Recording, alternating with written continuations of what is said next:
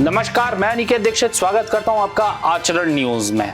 आज की सबसे बड़ी खबर मिडिल ईस्ट से, जहां इजराइल और ईरान के बीच 14 जून 2025 से शुरू हुआ युद्ध चौथे दिन भी तेजी से बढ़ रहा है। दोनों देशों के बीच मिसाइल हमले, हवाई हमले और सैन्य कार्रवाइयां जारी हैं, जिसने पूरी दुनिया का ध्यान खींच लिया है।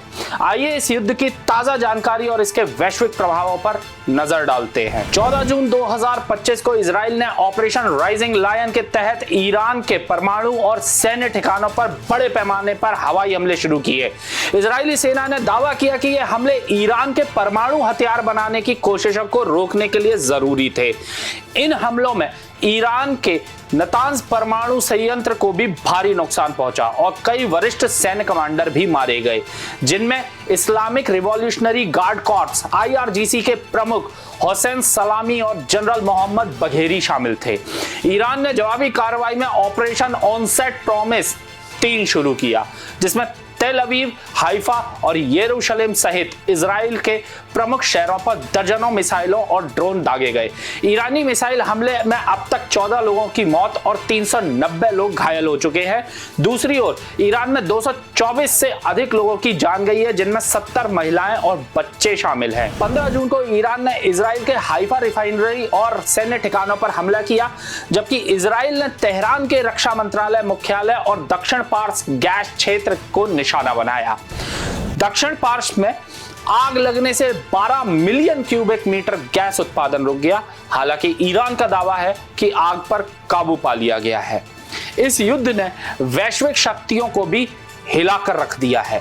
अमेरिकी राष्ट्रपति डोनाल्ड ट्रंप ने इजराइल का समर्थन करते हुए ईरान को चेतावनी दी है कि अगर उसने अमेरिकी ठिकानों को निशाना बनाया तो पहले कभी ना देखे गए स्तर पर जवाब दिया जाएगा। हालांकि ट्रंप ने इजराइल के उस प्रस्ताव को खारिज कर दिया। ईरान के सर्वोच्च नेता अयातुल्ला अली खामनेई की हत्या की योजना थी, क्योंकि इससे क्षेत्रीय युद्ध भड़क सकता था। रूस के राष्ट्रपति व्लादिमीर पुतिन ने इजराइल की कार्रवाइयों की निंदा की और युद्ध के बढ़ने की आशंका जताई। सऊदी अरब, जो 2023 में ईरान के साथ संबंध सुधार चुका है, उसने भी इजरायली हमलों की आलोचना की।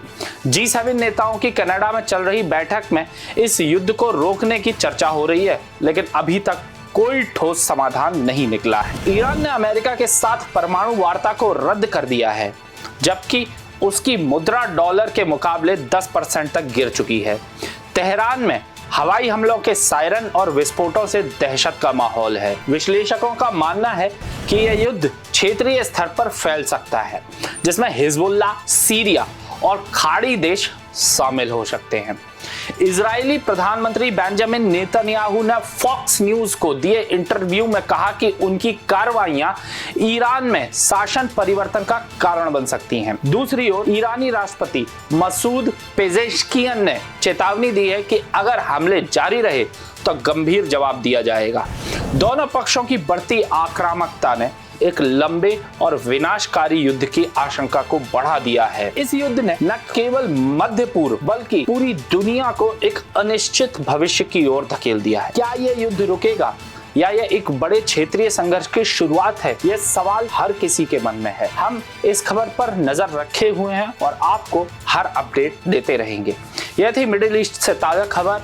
आप देख रहे थे आचरण न्यूज। मैं अनिकेत दीक्षित आपसे लूंगा इजाजत, मिलूंगा अगली बार। तब तक के लिए नमस्कार। देश दुनिया की सभी खबरें देखने के लिए जुड़े रहिए आचरण न्यूज से। आचरण न्यूज, हर कदम आपके साथ।